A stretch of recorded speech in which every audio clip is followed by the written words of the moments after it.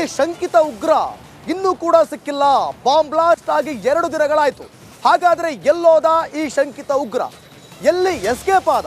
ಈ ರೀತಿಯಾದಂಥ ಪ್ರಶ್ನೆಗಳು ಕೂಡ ಮೂಡ್ತಾ ಇರುವಂಥದ್ದು. ಬಹಳ ಪ್ರಮುಖವಾಗಿ ಶರ್ಟ್ ಪ್ಯಾಂಟ್ ಅನ್ನ ಬದಲಾಯಿಸಿ, ಬಸ್ಸಿಂದ ಬಸ್ಗಳನ್ನು ಬದಲಾಯಿಸಿ ಬೇರೆ ಬೇರೆ ಕಡೆ ಆತ ಪ್ರಯಾಣವನ್ನು ಬೆಳೆಸಿದ್ದಾನೆ ಅನ್ನುವಂಥ ಮಾಹಿತಿ ಸದ್ಯಕ್ಕೆ ಸಿಗ್ತಾ ಇರೋದು. ಹಾಗಾದ್ರೆ 3-4 ಬಸ್ ಬದಲಿಸಿರುವ ಬಗ್ಗೆ ಅನುಮಾನ ಇದೆ. ಹೊರರಾಜ್ಯಕ್ಕೆ ಎಸ್ಕೇಪ್ ಆಗಿರುವಂಥ ಮಾಹಿತಿ ಇದೆ. 200ಕ್ಕೂ ಹೆಚ್ಚು ಅಧಿಕಾರಿಗಳು ಹುಡುಕಾಟವನ್ನು ನಡೆಸುತ್ತಿದ್ದಾರೆ.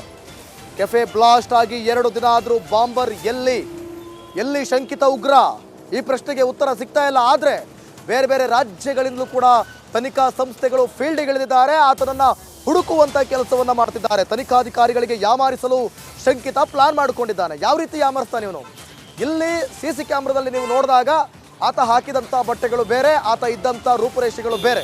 ಅದಾದ ಬಳಿಕ ಆ ಕೃತ್ಯವನ್ನು ಮಾಡಿದ ಬಳಿಕ ಆತ ಹೋಗ್ತಾನೆ, ಬಟ್ಟೆಗಳನ್ನು ಬದಲಾಯಿಸ್ತಾನೆ, ಬಸ್ಗಳನ್ನು ಬದಲಾಯಿಸ್ತಾನೆ, ಎಲ್ಲಿ ಬೇಕಲ್ಲಿ ಹೋಗ್ತಾನೆ, ಕಾಡಿಗೆ ಹೋಗ್ತಾನೋ ಎಲ್ಲಿಗೆ ಹೋಗ್ತಾನೋ, ಒಟ್ಟಿನಲ್ಲಿ ಆತ ಅಂತೂ ಸಿಗ್ತಾ ಇಲ್ಲ. ತನಿಖಾಧಿಕಾರಿಗಳು ಆತನ ಬೆನ್ನ ಹಿಂದೆ ಬಿದ್ದಿದ್ದಾರೆ. ಬೇರೆ ಬೇರೆ ಸಂಸ್ಥೆಗಳು ಫೀಲ್ಡ್ಗಿಳಿದಿದ್ದಾವೆ. ಈಗಾಗಲೇ ರಾಜ್ಯ ಸರ್ಕಾರ CCB ಪೊಲೀಸರಿಗೆ ಆದೇಶವನ್ನು ಮಾಡಿರುವಂಥದ್ದು. ಅವರು ಕೂಡ ಬಲೆ ಬೀಸಿದ್ದಾರೆ. ಆದರೆ 2 ದಿನ ಆಯಿತು. 2 ದಿನ ಸುಮಾರು 200ಕ್ಕೂ ಅಧಿಕ ಅಧಿಕಾರಿಗಳು ಹುಡುಕಾಟವನ್ನು ನಡೆಸಿದ್ದಾರೆ. ಹಾಗಾದರೆ ಆತ ಎಲ್ಲೋದ?